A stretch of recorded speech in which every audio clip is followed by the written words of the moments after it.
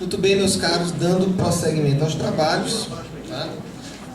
Não sem antes fazer uma saudação especialíssima àquele que eu chamo de paladino da advocacia criminal alencarina, advogado dos mais talentosos, uma grande referência, o nosso querido Valdir Xavier, que daqui a pouco brindará a palestra, a plateia também com a sua fala, apresentando o nosso querido Reno Ximenes, né? Bom, mas eu tenho aqui a felicidade de presidir a mesa com ninguém mais, ninguém menos do que o meu orientador no doutorado. Então, daí vocês já percebem a responsabilidade de conduzir esse momento, afinal ele será o grande avaliador da minha tese de doutoramento. É o professor doutor Nestor Eduardo Araruna Santiago, ele é doutor em Direito, mestre especialista em Ciências Penais pela Universidade Federal de Minas Gerais, professor titular do Programa de Pós-Graduação em Direito Constitucional da Universidade de Fortaleza, Unifor, mestrado e doutorado, professor adjunto do curso de Direito da Universidade Federal do Ceará, leciona Direito Processual Penal na graduação UFC e Unifor, bem como especializações. Atua nas áreas de Direito Penal e Processo Penal, notadamente na tutela processual penal dos direitos fundamentais e tutela processual e penal da ordem econômica. Líder do grupo de pesquisa Tutela Penal e Processual Penal dos Direitos e Garantias Fundamentais, vinculado ao Laboratório de Ciências Criminais. Então, eis aqui o currículo, mas um currículo que não é capaz, penso eu, de expressar todo o conhecimento jurídico que o professor poderá demonstrar agora. Então, com muita satisfação e orgulho que eu anuncio e passo a palavra ao professor Dr. Nestor Eduardo, uma das maiores expressões do direito penal no Brasil. Então eu passo a palavra, professor. A palavra é sua. Bruno, obrigado pelas palavras. E da mesma forma que você sente o seu orgulho de eu estar aqui, é recíproco, né? Até mesmo porque a admiração também é recíproca, e nossa amizade já temos muito tempo, né? Não dizer muitos anos, né? Muito tempo de estrada, né? Desde 2003 que a gente se conhece, a gente trabalhou junto na Cristo, né? Teve a oportunidade de manter a amizade, apesar de eu ter saído de lá. E hoje eu estou conduzindo o seu trabalho de orientação na Unifor, né? no doutorado. Vai falar justamente também sobre crimes econômicos, né? O Bruno vai fazer uma análise do mensalão, uma análise jurídica do mensalão, principalmente com relação à teoria do domínio do fato. Eu peguei aqui, eu cheguei quase no final da palestra aqui, né? Fui entrevistado lá fora e vi o professor Luiz Abrantes, que também é um outro grande amigo, falar sobre a importação de teorias, né? Falou sobre, com relação à imputação objetiva, que não existe uma sistematização. Na Alemanha até que existe, mas não existe uma sistematização colocada na lei, né? É uma sistematização doutrinária um pouco mais coesa. E o nosso problema, de uma forma geral, né, a mesma coisa que aconteceu, por exemplo, com relação à teoria da ponderação dos valores, de Alexis. Eles pegaram a parte da teoria, cortaram, não, isso daqui serve para a gente. Vamos colocar aqui no Brasil que isso daqui serve para a gente. Ou seja, a adaptação de teorias estrangeiras, que são criadas para uma realidade estrangeira, né, não são criadas para o Brasil. Aí uma pessoa lê uma parte, né, aquela velha cultura de leitura de sinopses, né, quando lê, e traz para o Brasil. E é a mesma coisa que se faz também, que se fez também com relação à teoria do domínio do fato, e que se faz também com relação ao direito penal do inimigo. Enfim, há uma série de baboseiras, de impropriedades, de acientificidades que se fala a respeito dessas teorias, não só no direito penal, não só no processo penal, mas em todo o direito. Ou seja, ou a gente realmente se debruça sobre o tema, estuda o tema, vai falar sobre propriedade sobre o tema, ou a gente não fala. E aí é muito importante que hoje é muito fácil, principalmente quem é estudante de direito, eu aqui vejo vários, né, alguns já foram meus alunos, né? Você quer se aprofundar no tema, hoje o intercâmbio é muito fácil. Quando eu fiz direito há 20 anos atrás, né, na década de 90 do século passado, não era fácil assim não. Não era fácil assim. Quer dizer, nem internet tinha. Nem internet tinha. Para poder pesquisar jurisprudência, por exemplo, do Senado, eu ia para a Biblioteca da Federal de Minas Gerais, Lá tinha um computador com tela de fósforo verde, né, desse tamanho, para a gente poder fazer uma pesquisa do banco de dados do Prodazem. Era o único lugar, era um link dedicado que tinha, mas a conexão super péssima, com impressão em impressora matricial. Assim, uma série de percalços. Aí eu fico pensando, daqui a pouco eu entro no tema, só aqui fazer um pequeno introito. Fico pensando como é que as pessoas, há 20 anos atrás, ou menos, mais até, 30 anos atrás, conseguiam escrever uma tese em máquina de escrever, com nota de rodapé. A minha turma é de 72. Pois é. Olha aí. Como é que conseguia fazer um trabalho com nota de rodapé em máquina de escrever? Esses é ninja total. Porque se errasse uma coisa, tinha que começar a bater tudo de novo. Né? Hoje não, hoje é copiar, colar, não sei o quê. Né? E muito copiar, colar. Né? Infelizmente... Né? Depois de uma certa tecnologia, aquela Olivetti que tinha uma borrachinha, tu lembra? Ali já foi. Lembro demais. Quando eu fazia estágio no Banco de Desenvolvimento de Minas Gerais, era máquina elétrica. Era o top. Pô, trabalha com máquina elétrica. Trabalho. Pois é. Mas, enfim. E aí, cabe aqui a gente dizer, dentro desse contexto que eu estou dizendo a vocês, de importação de teorias, cabe até a gente dizer um pouquinho desta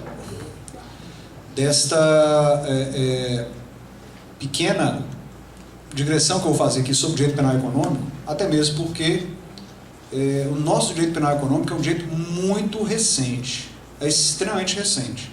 Você pensa, embora Beccaria já falasse há 250 anos atrás sobre os crimes de contrabando, né? No livro dele ele fala a respeito disso, os crimes contra o fisco, né? De uma forma geral. Tem como desligar esse aparelho aqui de ar-condicionado? Porque senão não dou meia hora aqui, tá ficando coxa já. Mas ele já falava sobre a problematização dos crimes com relação ao pagamento de tributos. Ele tinha uma solução muito fácil. Embora a abordagem que eu falei aqui vai ser um pouco mais geral, eu vou tentar focar mais nos crimes tributários. É só abaixar o preço dos tributos. É muito simples. Ou seja, enquanto nós estivermos... E veja, não é só baixar os tributos, é também propiciar uma estrutura tributária adequada, que tenha duas vias, a via de mão e a via de contramão. Ou seja, que os contribuintes paguem tributos, mas que tenham retorno desses tributos. E aí a sonegação vai ser muito menor, mas muito menor mesmo. Muito menor mesmo. E aí nós começamos a ter, sim, uma ideia de uma estrutura tributária mais adequada. Mas enquanto nós estamos vivendo uma ideia de criminalização exacerbada, o que se coloca hoje no texto do Código Penal, no projeto do Código Penal, é uma tragédia.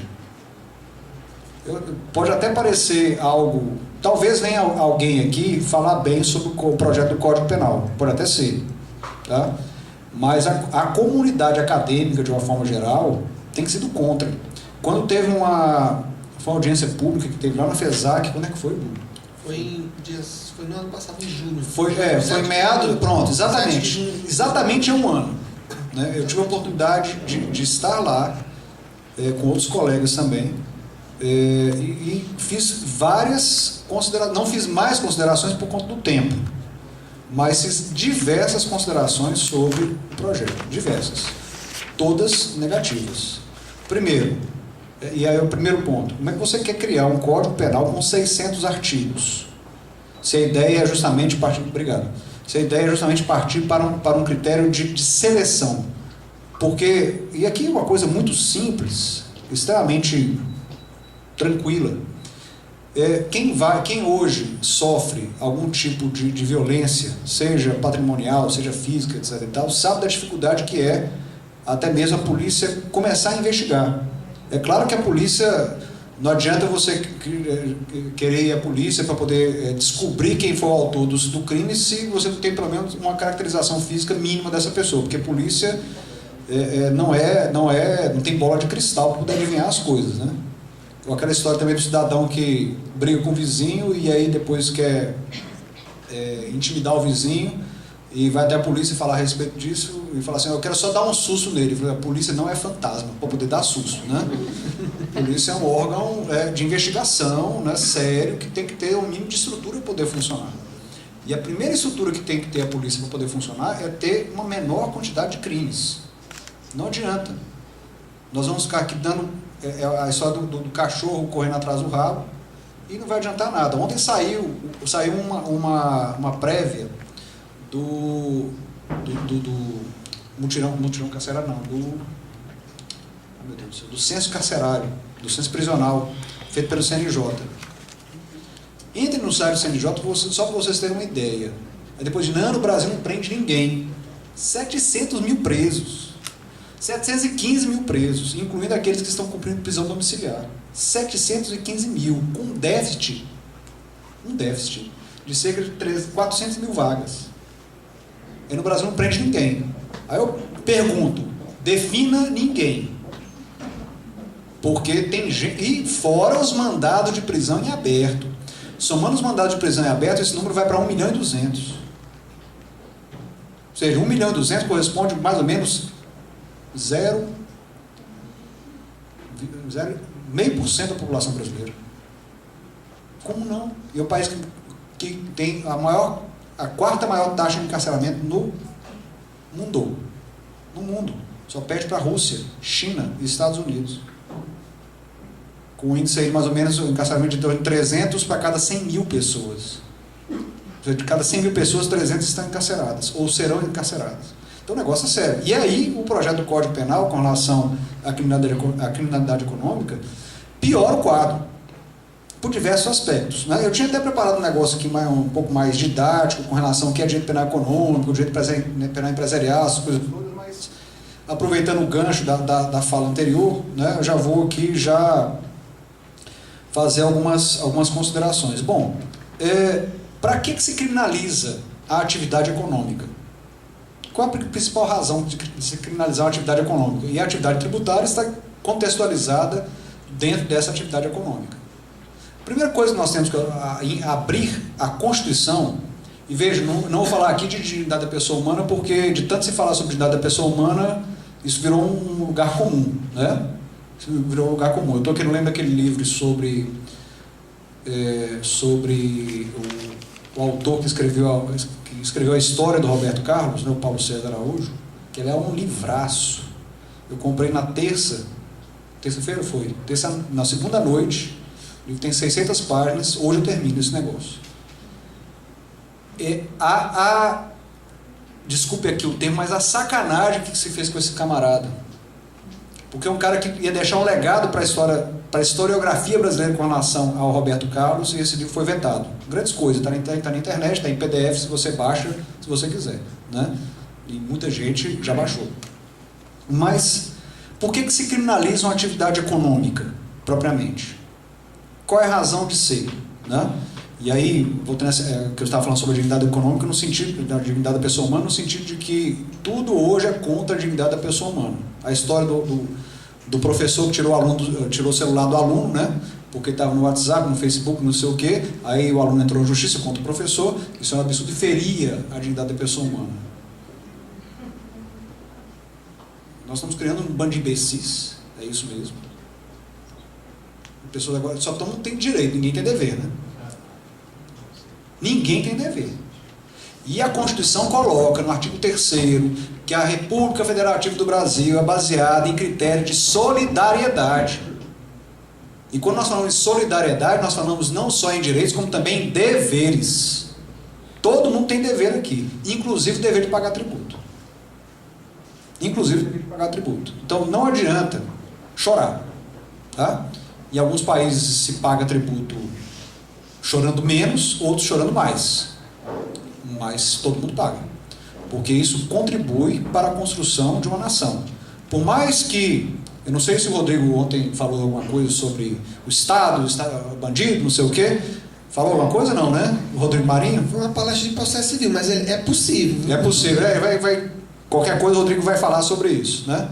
Não que eu seja contra o que ele está falando, defendo o direito dele de falar, mas nós não podemos ter um Estado ausente. O Estado tem que ser mínimo. Ele tem que ser mínimo na tributação e tem que ser mínimo também no direito penal. E o que nós estamos vendo na reforma do Código Penal é justamente o contrário. Nós estamos ampliando o tamanho do Estado, que não é bom. Isso tem um custo, tá? Isso custa caro.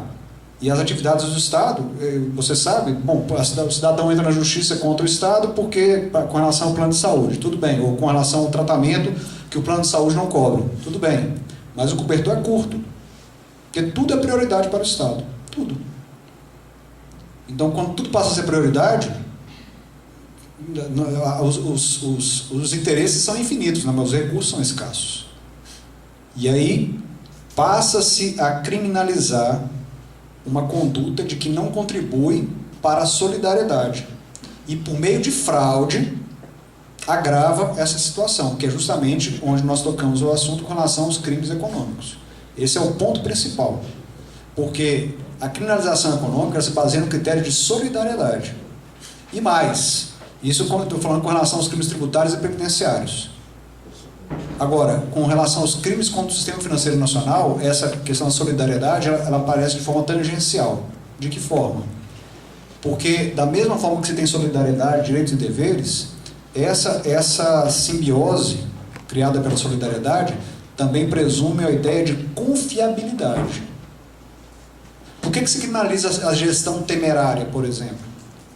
Artigo 4º da Lei 7492 de 86. Por que se criminaliza a gestão temerária? Porque uma pessoa que anda na corda bamba da gestão da sua empresa, assumindo riscos indevidos, está criando um ônus muito grave, não só para a atividade empresarial, mas de uma forma imediata também para a atividade econômica, que se baseia na credibilidade, na confiabilidade. Então, por exemplo, um crime novo que tem agora no Código Penal, que aí sim realmente vale a pena a gente ter. Porque, veja pessoal, e por que se criminaliza também, não só sobre o aspecto constitucional, tá? Com relação à solidariedade, mas por que se criminaliza uma atividade econômica? Porque a economia é a mola mestra de um país. Sem economia, não tem riqueza. E se não tem riqueza, não tem dinheiro. É uma questão muito simples.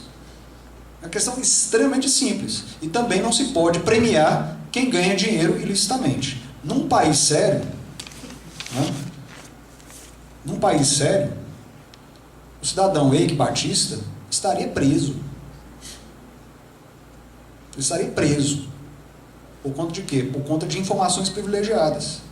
Que já nos Estados Unidos já existe há pelo menos 50 anos, que é o crime de insider trading. Ou seja, a pessoa que detém informações privilegiadas e utiliza informações em seu benefício. Esse crime não tinha, passa a ter. E importantíssimo. E é importantíssimo que seja assim. Ou seja, manipulação de mercado de capitais, manipulação de informações tendentes a se beneficiar no mercado de capitais, você retira a ideia de isonomia. O que os americanos fazem hoje? Eles criaram supercomputadores que vão analisar no mercado de ações, porque o mercado de ações acabou com o negócio de o cidadão ficar gritando dentro do pregão da bolsa, né? Eles vão fazer análise, veja, análise estatística do mercado de ações por meio de supercomputadores que conseguem fazer operações de compra e venda em milissegundos. E com isso também começa a desequilibrar o mercado. E aí os Estados Unidos já começou a querer restringir essa atividade. Porque isso acaba também por ferir a suscetibilidade do mercado financeiro. Então vejam como a questão é complexa. E para ser mais complexo ainda, entrando no campo do processo penal, que é o meu métier. A dificuldade investigativa é enorme. Primeiro ponto. Porque existe um despreparo, um desconhecimento de uma forma generalizada, a não ser a Polícia Federal, que é um pouco mais preparada com relação a isso, mas existe um despreparo enorme, gigantesco, com relação ao tratamento dos crimes econômicos no Brasil. E, vamos pensar bem aqui. Qual é... O Brasil começou a se industrializar quando? Na década de 50 do século passado. O Brasil já poderia ter sido muito mais industrializado desde o século XIX. Um cidadão chamado, aliás, com o Irineu Evangelista de Souza, também chamado Visconde de Mauá, né, que criou um surto de industrialização aqui no Brasil, já teve até aqui em Sobral também, tá? Mas foi, digamos assim, solapado pelos interesses estatais, tá? Faliu, depois cresceu de novo, mas depois foi morar fora do Brasil. Mas enfim, a nossa industrialização é muito recente, da década de 50 do século passado. Principalmente depois de Kubitschek, isso aumentou exponencialmente. Mas ainda é muito incipiente, de qualquer forma. Por mais que nós sejamos a 7ª ou 6ª economia do mundo, a diferença entre a 7ª e a 6ª é abissal. Então não adianta a gente querer, não, nós somos a 7ª economia do mundo, olha que vantagem. Daí, é aquela história, né? Eu tinha no colégio sempre aquele colega que sempre queria contar vantagem, né? Eu caí com um joelho no chão, machuquei, né? E eu caí com os dois, machuquei os dois, né? Ou vantagem que isso é, absolutamente nenhuma, tá? De qualquer forma, isso reflete também na criação de uma legislação econômica.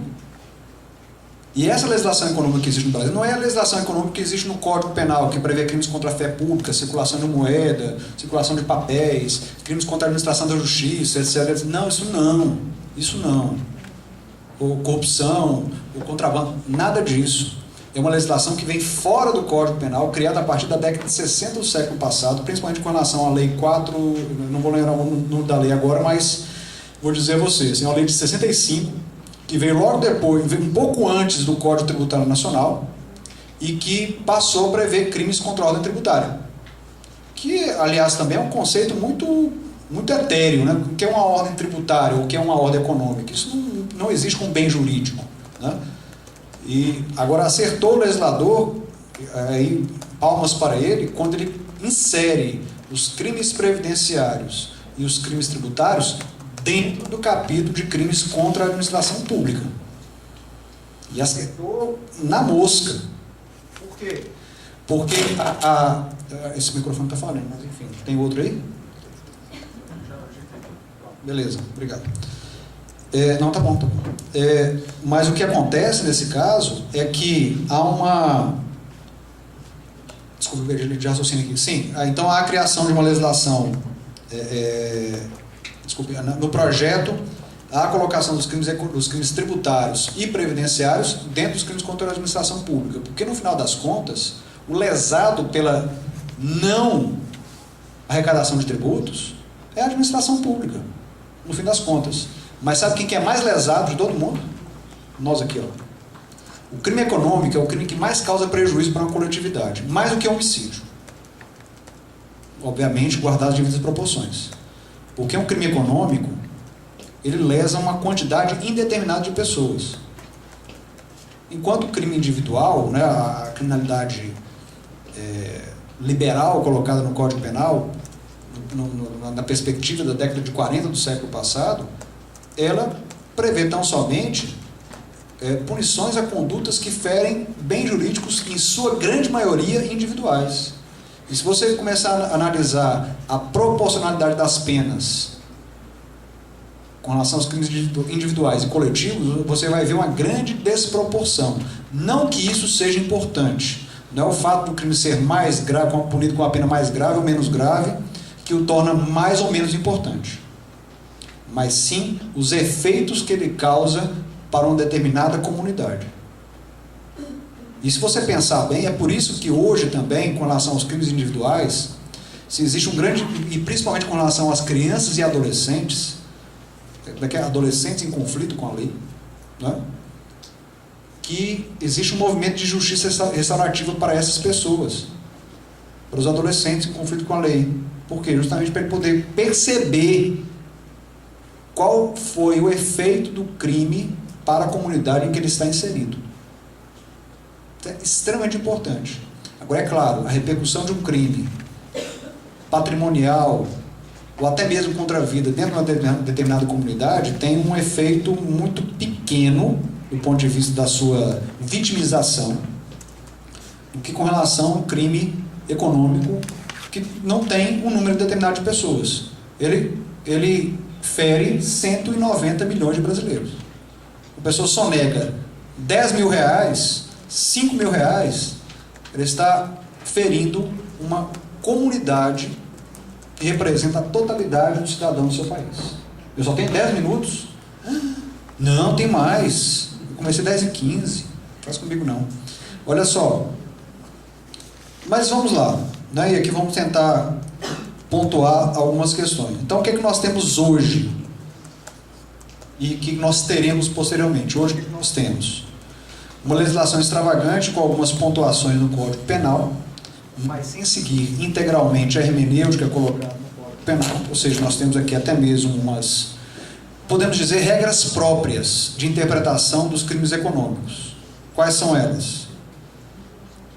Extinção de punibilidade pelo pagamento integral de tributos, desde que ocorridos antes do recebimento da denúncia. Aplicação de princípio da insignificância com relação a quantias sonegadas e o valor mínimo. Veja, o valor para insignificância é 10 mil reais. 10 mil reais. Isso para o Estado, a perseguibilidade penal só começa a partir desse valor. Antes disso, não. Realização também de acordos de leniência com relação a crimes econômicos puros, né, que são crimes contra o mercado de capitais, por exemplo, né, a previsão de acordos de leniência. Crimes contra a ordem econômica, de uma forma geral, com concentração, formação de cartel, por exemplo. Ou seja, acordos em que nem mesmo haveria aplicação do processo penal, nem haveria nem mesmo oferecimento da ação penal. Tá? As penas são mais leves se comparadas com relação aos crimes individuais e também, e com exceção feita aos crimes ambientais, a responsabilização da pessoa jurídica não existe. Então esse é o quadro que hoje nós temos. Tá? Uma legislação totalmente assistemática, confusa, com uma certa distensão relativamente às regras colocadas no Código Penal, o que cria situações totalmente antisonômicas. Então, um cidadão que furta, por exemplo, um carro, tá? Uma bicicleta que seja, um patinho, qualquer outra coisa. Se ele restitui o bem, ele vai ter direito ao arrependimento posterior, desde que a reparação do dano tenha sido feita até antes do oferecimento da denúncia. Redução de pena de 1/3 a 2/3, artigo 16 do Código Penal. Mas se ele sonega e devolve integralmente, com juros, multas e o escambau, ele vai ter direito à extinção de punibilidade. Ou seja, você cria realmente uma distância muito grande e cria realmente uma criminalidade de rico e uma criminalidade de pobre. Nesse ponto, o código é ele faz uma secessão bem clara, né? Porque, afinal de contas, se de uma forma geral, principalmente com relação a tributos diretos, pobre não paga imposto. Então, realmente, há um privilégio. Não vou dizer que eu sou contra isso ou a favor disso como advogado. Como advogado, não sou. Lógico que não. Mas, do ponto de vista científico, está completamente errado.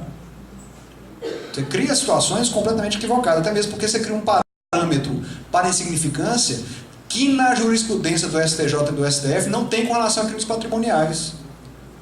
Vai ter situações, por exemplo, que R$40, um bem material que custa R$40, a ele não é aplicado o princípio da insignificância, enquanto com relação a outros crimes é. E nós estamos fazendo isso no grupo de pesquisa, viu, Bruno? Eu botei as meninas para trabalhar lá um pouquinho. Estou fazendo um levantamento. Isso é um grupo de pesquisa da Unifor que eu coordeno. Desde 1994, ou seja, há 20 anos do Plano Real, tá? Para a gente poder verificar na jurisprudência do STJ e do STF qual é o parâmetro de verificação com relação a valores para a aplicação do princípio da insignificância. Então, é uma pesquisa de fôlego, Nós vamos demorar aí pelo menos um ano fazendo essa pesquisa, mas vai sair. Porque nós não temos isso no Brasil. É a mesma coisa com relação ao dano moral.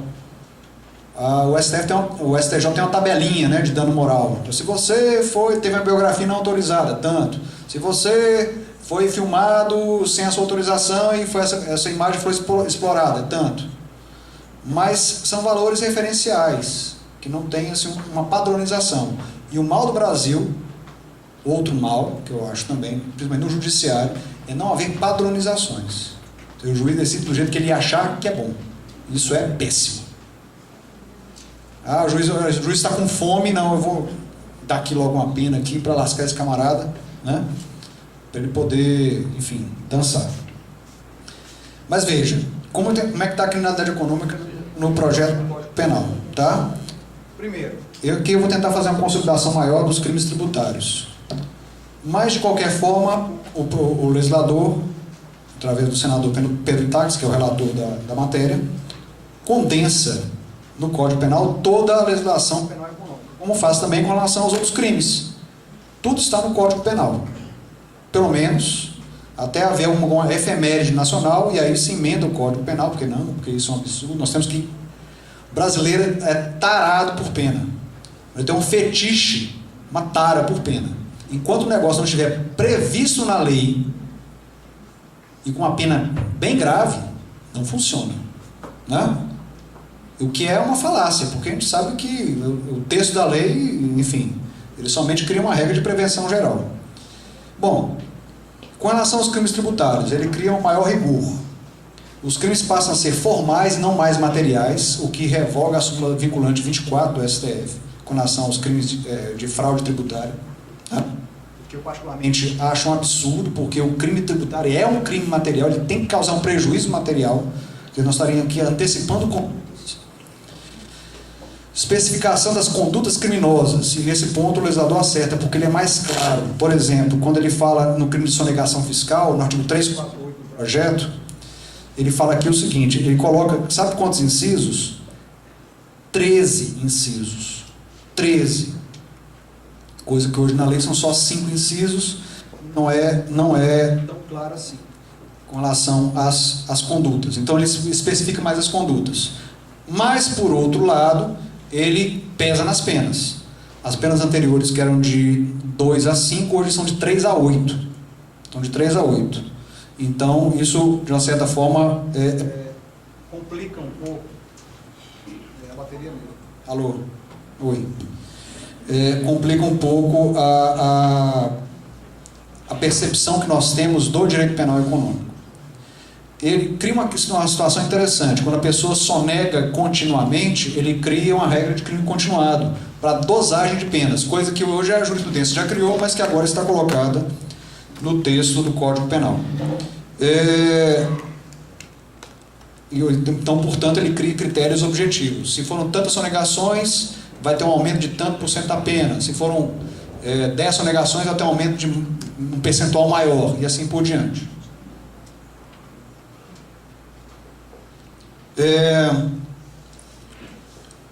Não haverá mais a extinção da punibilidade pelo pagamento antes do oferecimento da denúncia. Haverá a redução de até metade da pena. Ou seja, e acabou com esse negócio de parcelamento. Acabou com esse negócio de parcelamento. Não existe mais parcelamento com relação a fraudes. Ou seja, se a pessoa praticou uma fraude, ela não tem direito a parcelar. Então, o Estado passa a ser bastante rigoroso com isso.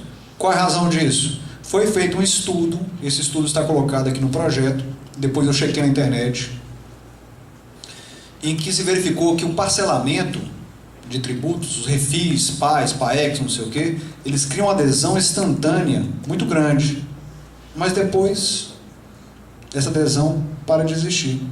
E não há um benefício econômico relevante com relação a esses parcelamentos. Nenhum. E principalmente com relação a quem é acusado de crimes. Então, o legislador preferiu ser mais rigoroso, tanto na pena como também no tratamento de alguns temas, como o caso da extinção da punibilidade, como eu disse, que só haverá diminuição de metade da pena se a pessoa paga antes. o que acaba também criando uma regra diferenciada com relação ao Código Penal, com relação ao arrependimento posterior, porque ainda continua de 1 a 2 terços, né? Ou seja, ainda há uma ausência de sistematização. O que mais? E o reconhecimento da insignificância, tendo como base o valor mínimo para inscrição em dívida ativa, que hoje é de R$100. De acabar com esse negócio de que o cidadão reiteradamente pratica condutas de sonegação, mas como o valor é menor que R$10.000, não se oferece ação penal. Isso é um absurdo. Claro que para o meu cliente eu digo ótimo, beleza. Mas da forma sistematizada, sistematizada como está, é um terror. Porque isso cria uma ideia de desobediência à norma. E o cidadão muitas vezes conta com a sorte de não ser fiscalizado para que não seja punido, o que é muito difícil na esfera federal, viu? A Receita Federal a União investe muito na Receita Federal com relação a fiscalizações. E mais, ela repassa para o contribuinte a tarefa que seria do fiscal. Ou seja, IPI, Imposto de Renda, ICMS não, IPI, Imposto de Renda, COFINS, PIS, etc. e tal, quem tem que fazer o lançamento é o contribuinte. Então isso facilita demais a fiscalização. Está errado? Aí você já lhe manda o auto de infração e você que se defenda. Né? Ou seja, a sua responsabilidade. E com relação aos crimes contra o sistema financeiro nacional, que aí a gente entra justamente nessa ideia da mola mestra da economia, que é justamente a ideia de continuidade empresarial, de confiabilidade, eu particularmente entendo que o legislador foi muito feliz, porque ele realmente criminaliza condutas que antes não eram criminalizadas, não dosa muito na pena, penas em torno de 5 anos, mas que são bastante razoáveis, de qualquer forma, mas também com penas acessórias, do tipo proibição de participar de administrações, diretorias ou gerências de instituições financeiras, colocando também como instituição financeira as administradoras de cartão de crédito, que hoje, pasme você, não está colocado na Lei 7492 como sendo enquadrável dentro do crime contra o sistema financeiro nacional. Ou seja, consórcio factoring mas administradora de cartão de crédito não é. Não é. Ou seja, gestão fraudulenta de administrador de cartão de crédito não é crime nenhum. Nenhum. Bom, e eu tinha ressaltado aqui anteriormente, para reforço desse critério de confiabilidade da atividade econômica, o crime de manipulação de mercado, que passa a existir, bem como também o crime de insider trading, ou seja, a pessoa que tem informações privilegiadas se vale dessas informações para poder ganhar dinheiro em torno disso. Tá? Bom, o que é que nós, então, podemos concluir de tudo isso que eu falei aqui para vocês? Eu falei bastante coisa dentro daquilo que me era cabido. Tá? Bom, algumas conclusões. Houve aumento de penas e especificação mais clara quanto à sua imposição, notadamente em concurso de crimes, ou seja, houve uma aplicação adequada do princípio da taxatividade penal, que alguns chamam de reserva legal, como sendo desdobramento da legalidade. Houve maior detalhamento das condutas criminosas, o que é também muito bom, porque aí você consegue exatamente amarrar a conduta do agente dentro daquilo que se coloca dentro da lei, ou seja, acaba o espaço de insegurança jurídica, que é perfeito. Mas, por outro lado, houve um recrudescimento da severidade punitiva, com redução do espaço de afastamento da responsabilidade penal. E ainda continua a ideia de não responsabilização, Bruno, das pessoas jurídicas. Embora haja previsão lá na parte geral, ela não se aplica à parte especial com relação aos crimes tributários, curiosamente. Mas se aplica aos crimes financeiros, tá? E, como eu disse também, há um detalhamento maior das condutas que violam o sistema financeiro nacional. Meus caros,